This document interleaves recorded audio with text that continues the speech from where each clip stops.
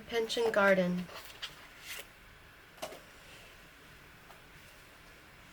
Clifford, except for Phoebe's more active instigation, would ordinarily have yielded to the torpor which had crept through all of his modes of being, and which sluggishly consoled him to sit in the morning chair till eventide, but the girl seldom failed to propose a removal to the garden, where Uncle Venner and Dogger Typist made such repairs on the roof of the ruinous arbor on Summer House, that it was now a sufficient shelter from sunshine and casual showers. The hop vine, too, had begun to grow luxuriantly over the sides of the little edifice, made an interior of verdant seclusion, with innumerable peeps and glimpses into the wilder solitude of the garden. Here sometimes, in this green play-place of flickering light, Phoebe read to Clifford. Her acquaintance, the artist, who appeared to have a literary turn, had supplied her with works of fiction in pamphlet form and a few volumes of poetry in altogether a different style and taste from those which Hepzibah selected for his amusement. Small thanks were due to the books, however, if the girl's readings were in any degree more successful than her elderly cousin's. Phoebe's voice had always a pretty music in it, and could either enliven Clifford by its sparkle and gaiety of tone, or soothe him by a continued flow of pebbly and brook-like cadences. But the fictions in which the country girl, unused to works of that nature, often became deeply absorbed, interested her strange auditor very little, or not at all. Pictures of life, scenes of passion or sentiment, wit, humor, and pathos were all thrown away, or worse than thrown away, on Clifford, either because he lacked an experience by which to test their truth, or because his own griefs were a touchstone of reality that few feigned emotions could withstand. When Phoebe broke into a peal of merry laughter at what she read, he would now and then laugh for sympathy, but oftener respond with a troubled, questioning look. If a tear, a maiden sunshiny tear over imaginary woe, dropped upon some melancholy page, Clifford either took it as a token of actual calamity, or else grew peevish, and angrily motioned her to close the volume. And wisely, too. Is not the world sad enough in genuine earnest without making a pastime of mock sorrows? With poetry, it was rather better. He delighted in swell and substance of the rhythm, the happily recurring rhyme, nor was Clifford incapable of feeling the sentiment of poetry, not perhaps where it the highest of deepest, but where it was most fitting and ethereal. It was impossible to foretell in what exquisite verse an awakening spell might lurk, but on raising her eyes from the page of Clifford's face, Phoebe would be made aware by the light breaking through it that a more delicate intelligence than her own had caught a lambent flare from what she read. One glow of this kind, however, was often the precursor of gloom for many hours afterwards, because when the glow left him, he seemed conscious of a missing sense and power, and groped about for them as a blind man should go seeking his lost eyesight. It pleased him more, and was better for his inward welfare, that Phoebe should talk and make passing occurrences vivid to his mind by her accompanying description and remarks. The life of the garden offered topics enough for such discourse as suited Clifford best. He never failed to inquire what flowers had bloomed since yesterday. His feeling for flowers was very exquisite, and seemed not so much a taste as an emotion. He was fond of sitting with one in his hand, intently observing it, and looking from its petals into Phoebe's face, as if the garden flower were sister of the household maiden. Not merely was there delight in the flower's perfume, or pleasure in its beautiful form, and the delicacy and brightness of its hue, but in Clifford's enjoyment was accompanied by a perception of life, character, and individuality that made him love these blossoms of the garden as if they were endowed with sentiment and intelligence. This affection and sympathy for flowers is almost exclusively a woman's trait. Men, if endowed with it by nature, soon lose, forget, and learn to despise it in their contact with coarser things than flowers. Clifford, too, had long forgotten it, but found it again now as he slowly revived from the chill torpor of his life. It is wonderful how many pleasant incidents continually come to pass in that secluded garden spot. When once Phoebe had set herself to look for them, she had seen or heard a bee there on the first day of her acquaintance with the place, and often, almost continually indeed, since then the bees kept coming thither, heaven knows why, or by what pertinacious desire for far-fetched sweets, when no doubt there were broad clover fields, and all kinds of garden growth, much nearer home than his. Thither the bees came, however, and plunged into the squash blossoms as if there were no other squash vines within a long day's flight, or as if the soil of Hepzibah's garden gave its productions just the very quality which these laborious little wizards wanted, in order to impart the hematous odor, the whole hive of New England honey. When Clifford heard the sunny buzzing murmur in the heart of the great yellow blossoms, he looked about him with a joyful sense of warmth and blue sky and green grass, and of God's free air and the whole height of earth to heaven. After all, there need be no question why the bees came to that one green nook in the dusty town. God sent them thither to gladden our poor Clifford. They brought the rich summer with them in requital of the little honey. When the bee vines began to flower on the poles, there was one particular variety which bore a vivid scarlet blossom. The daguerreotypist had found these beams in a garret over one of the 7 gables, treasured up in an old chest of drawers by some horticultural pointion of days gone by, who doubtless meant to show them the next summer, but was himself first sown in Death's garden ground, by way of testing whether there was still living germ in such ancient seeds.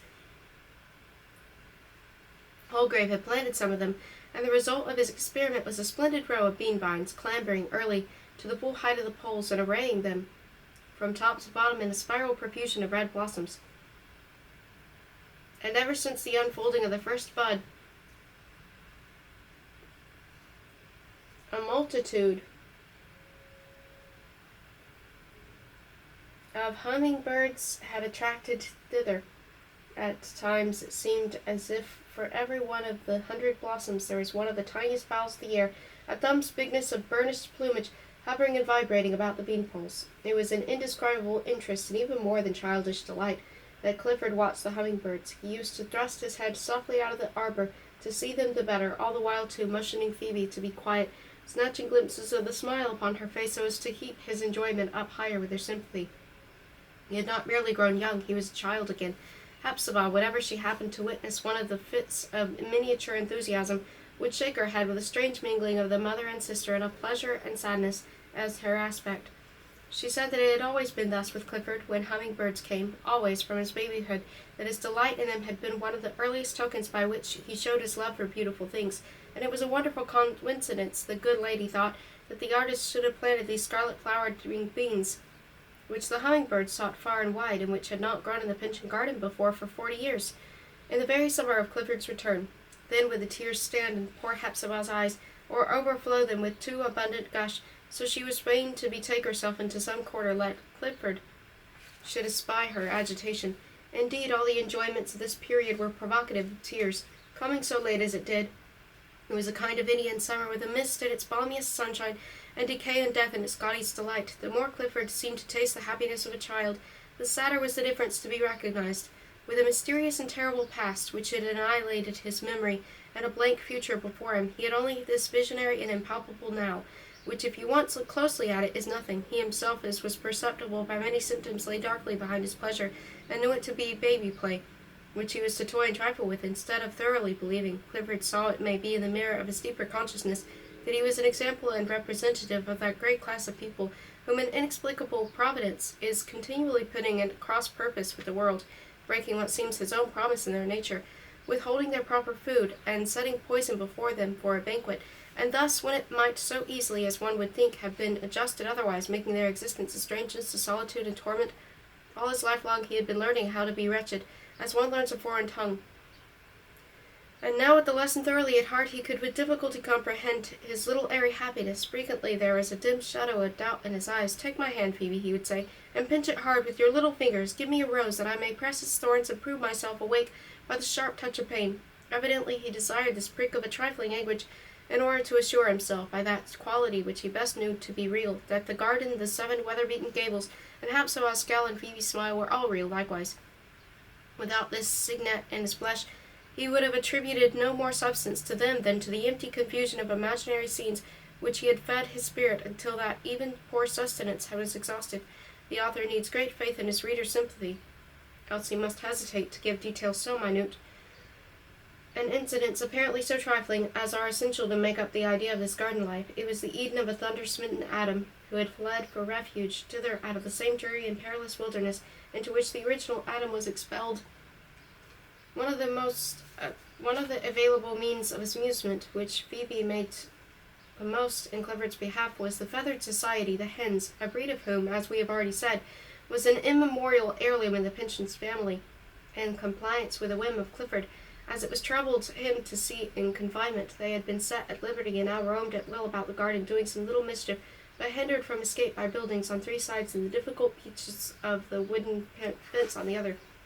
They spent much of their abundant leisure in the margin of Maule's well, which was haunted by a kind of snail, evidently a titbit of their palates, and the brackish water itself, however nauseous to the rest of the world, was so greatly esteemed by these fowls that they might be seen tasting, turning up their heads and smacking their bills, with precisely the air of wine-bibbers round a probationary task. The general quiet, yet often brisk and constantly diversified talk one to another, sometimes in soliloquy, as they scratched worms out of the rich black soil, or pecked at such plants as suited their taste, had such a domestic tone that it was almost a wonder why you would not establish a regular interchange of ideas about household matters, human and gallinaceous. All hens are well worth studying for the piquancy and rich variety of their manners, but no possibility can there be of the fowls, with such an odd appearance and deportment of the ancestral ones. They probably embody the traditionary peculiarities of their whole line of progenitors, derived through an unbroken succession of eggs, or else this individual Chanticleer and his 2 wives had grown to be humorous and little crack-brained withal, on account of their solitary way of life and out of sympathy perhaps by their lady patroness. Queer indeed they looked. Chanticleer himself, though stalking on 2 stilt-like legs, with the indignity and the interminable descent in all his gestures, was hardly bigger than the ordinary partridge, and 2 wives are about the size of quails. As for one of the chicken, it looked small enough to be still in the egg, and at the same time sufficiently old, withered, wizened, experienced, to have been the founder of the antiquated race. Instead of being the youngest of the family, it rather seemed to have aggregated itself into the ages, not only of these living specimens of the breed, but all its forefathers and foremothers. Those united excellencies and oddities were squeezed into its little body. Its mother evidently regarded it as one chicken of the world, and as necessary, in fact, to the world's continuance, or at any rate, the equilibrium of the present system of affairs, whether in church or state. No lesser sense of the infant fowl's importance could have been justified, even in a mother's eyes, for the perseverance with which she watched over its safety, ruffling her small person or twice its proper size, and flying in everybody's face that so much as looked toward her hopeful progeny. No lower estimate could have vindicated the indefatigable zeal with which she scratched, and her unscrupulousness in digging up the choicest flower or vegetable for the sake of the fat earthworm at its root. Her nervousness cluck when the chicken happened to be hidden in a long grass or under the squash leaves, her gentle croak of satisfaction while sure of it beneath her wing, her note of ill-concealed fear and obstreperous defiance when she saw her arch-enemy, a neighbor's cat, on top of the high fence, or other of these sounds was to be heard as almost every moment of the day. By degrees the observer came to feel nearly as much interest in the chicken of illustrious race as the mother hen did Phoebe. After getting well acquainted with the old hen, was sometimes permitted to take chicken in her hand, which was quite capable of gasping its cubic inch or 2 of body, while she curiously examined its hereditary marks, the peculiar speckle of the plumage, the funny tuft of its head, and a knob of each of its legs, the little biped, as she insisted, kept giving her a sagacious wink. The daguerreotypist once whispered that these marks betokened the oddities of the Pynchon family, that the chicken itself was a symbol of the life of the old house, embodying its interpretation likewise, although an unintelligible one, as such clues generally are. It was just a feathered riddle, a mystery hatched out of an egg, and just as mysterious as if the egg had been addle. The second of Chanticleer's 2 wives, ever since Phoebe's arrival, had been in a state of heavy despondency, caused, as it afterwards appeared, by her inability to lay an egg. One day, however, by her self-imported gait, the sideways turn of her head, and the cock of her eyes, she pried into one and another nook of the garden, croaking to herself all the while with inexpressible complacency. It was made evident that this identical hen, much as mankind undervalued her, carried something about her person, the worth of which was not to be estimated either in gold or precious stones. Shortly after, there was a prodigious crackling and gratulation of Chanticleer and all his family, including the wizened chicken, who appeared to understand the matter quite as well as did his sire, his mother, and his aunt. That afternoon Phoebe found a diminutive egg, not in the regular nest, it was far too precious to be trusted there, but cunningly hidden under the currant bushes, on some dry stalks of last year's grass. Hepzibah, on learning the fact, took possession of the egg and appropriated it to Clifford's breakfast on account of a certain delicacy of flavor, for which, as she affirmed, these eggs had always been famous. Thus unscrupulously did the old gentlewoman sacrifice the continuance, perhaps, of an ancient feathered race, with no better end than to supply her brother with a dainty that hardly filled the bowl of a teaspoon. It must have been in reference to this outrage that Chanticleer, the next day, accompanied by the bereaved mother of the egg, took his post in front of Phoebe and Clifford, and delivered himself of a harangue that might have proved as long as his own pedigree, for a fit of merriment on Phoebe's part. Hereupon the offended fowl stalked away from Phoebe and the rest of human nature, stalked away on his long stilts and utterly withdrew his notice from Phoebe and the rest of human nature until she made her peace with an offering of spice cake, which next to the snails was the delicacy most in favor of his aristocratic taste. We linger too long, no doubt, beside the paltry rivulet of life that flowed through the garden of the Pinchin house, but we deem it pardonable to record these mean incidents and poor delights, because they proved so greatly to Clifford's benefit. They had the earth smell in them, and contributed to give the health a substance. Some of his occupations wrought less desirably upon him. He had a singular propensity, for example, to hang over Maule's well and look at the constantly shifting phantasmagoria of figures produced by the agitation of the water over the mosaic work of colored pebbles at the bottom. He said that faces looked upward to him there, beautiful faces arrayed in bewitching smiles, each momentary face so fair and rosy, each smile so sunny, that he felt wronged at its departure until the same flitting witchcraft made a new one. But sometimes he would suddenly cry out, "The dark face gazes at me," and be miserable the whole day afterwards. Phoebe, when she hung over the fountain by Clifford's side, could see nothing of all this, neither the beauty nor the ugliness, but only the colored pebbles, looking as if the gush of the water shook and disarranged them. And the dark face that so troubled Clifford was no more than the shadow thrown from a branch of one of the damson trees and breaking the inner light of Maule's well. The truth was, however, that his fancy, reviving faster than his will and judgment, was always stronger than they, created shapes of loveliness that were symbolic of his native character, and now and then a stern and dreadful shape that typified his fate.